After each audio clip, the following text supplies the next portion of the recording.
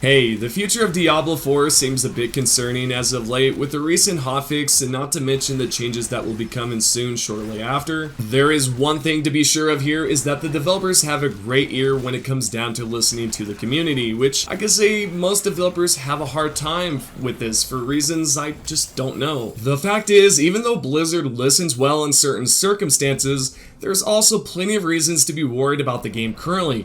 I myself find the game quite tedious and worrisome after playing early access, and it's been a month so far since the game was released. I'm not saying it's not a great game or that it's not fun entirely. There are just some adjustments in certain topics that need to be addressed, or else this could be a fatal ending for Diablo 4 at an early start. Now, before we continue on with the video, I want to say make sure that you give the video a thumbs up, subscribe by clicking the red subscription button, which is absolutely free by the way, as well as clicking on the notification bell. Make sure that it is set for notifications for all. Now, with that being said, let's go ahead and dive into this information. The first of many issues is that Nightmare dungeons, or normal dungeons alike, feel a bit boring, lackluster, and most of it consists of backtracking.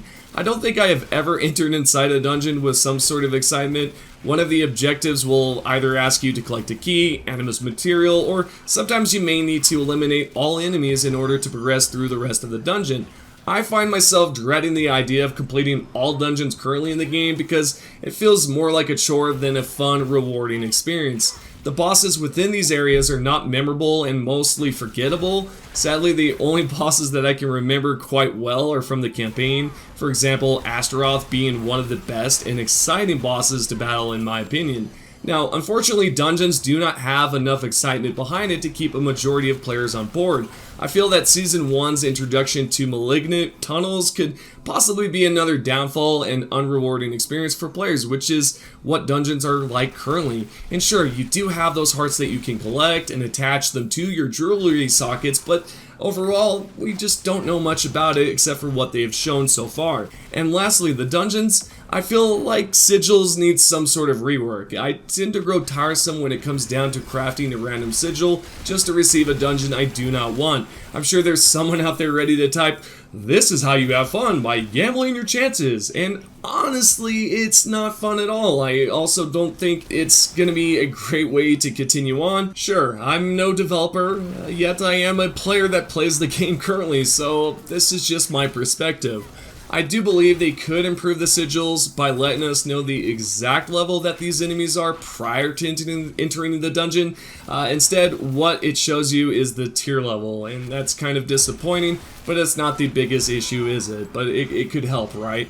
Continuing on here, the next season, as I mentioned prior, is called Season of Malignant, which is set to release this month on the 20th. And so with this new season, there are some major concerns in terms of content and replayability. Also, not to mention inventory, which, by the way, I will start off by talking about item management first. The problem so far is going to be Malignant hearts that can drop from powerful enemies, which can then be enhanced and used in jewelry sockets. Now, I'll be honest here by saying I was quite excited for this. That is until I noticed that these items are going to most likely take up not only our inventory space, yet our stash box space as well. And sure, we could say the future of inventory management is going to be a-okay because the developers are introducing a gem bag that allows us to throw our gems in there automatically. This will probably be located in the material tab within the inventory section. So with that being said, maybe they should do the same with Malignant hearts. This way we do not have our stash boxes filled up to the brim with hearts, just like we do currently with aspects. And speaking of inventory space, they absolutely need to increase the space and add more tabs. I'm surprised this is not a feature currently, but I guess some things just end up this way somehow through development. So with that out of the way, let's go back to the top here by talking about replayability and content. This is for sure concerning because most games like Halo and even Fallout have had some issues keeping their players, satisfied. This is because a majority of the time they are introducing modes or events that do not keep the players interested, and most importantly, active. Especially if the content is dry and comparable to other in-game mechanics, the story, loot, and content needs to be good in order to restore the trust and faith that we once had with Blizzard.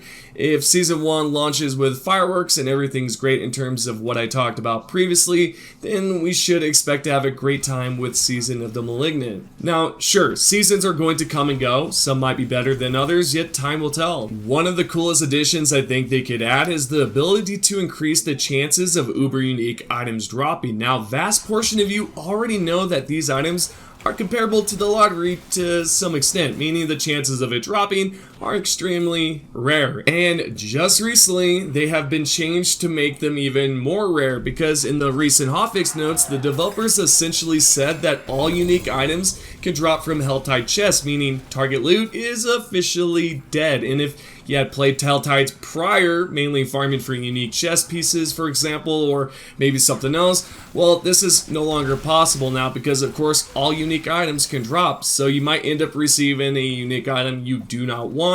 For example, you might end up receiving a staff instead of the chest piece that you want. And so I've talked about this recently, yet I feel like this had to be thrown in here. And speaking of unique items, a good portion of them have more drawbacks than they have benefits. The best example of this would be sorcerers. I of course can only talk about this class because it's the only class I have progressed the furthest in. Anyways, the problem here is the negatives to these items, which sort of makes them feel a bit less unique.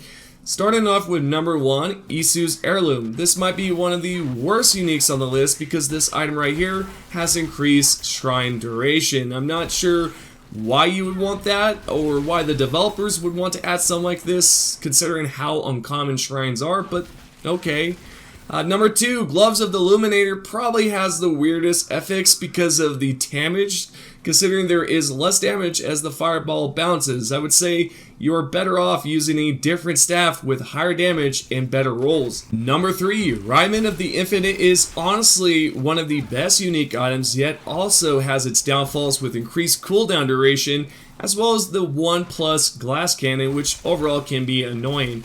Sure, you have increased damage, but you also receive increased damage.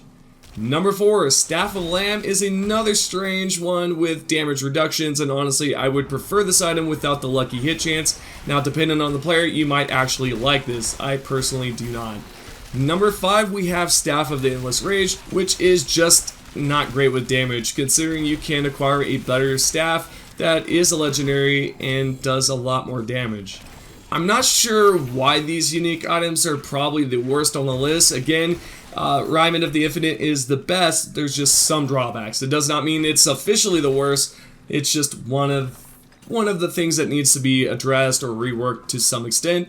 And most of the uniques for sorcerers have a lot of negatives. It's just so confusing. Now, there is a lot more going on with Diablo 4 than what I've just mentioned here. If you have any other concerns, let me know down below and let's talk about it, because some things do need to be addressed, and I think if we can get this video out pretty far, we might be able to help change the game. If you do want to help out, make sure that you give this video a thumbs up and that you are subscribed and you have your notifications on for all. And let's just see what we can do. If we can work together as a community, get this video out, and let's see if we can make some changes. Thank you to everyone that has currently watched the videos in the past and have subscribed and is a member. I appreciate all the love and support, and I'll see you all in the next video.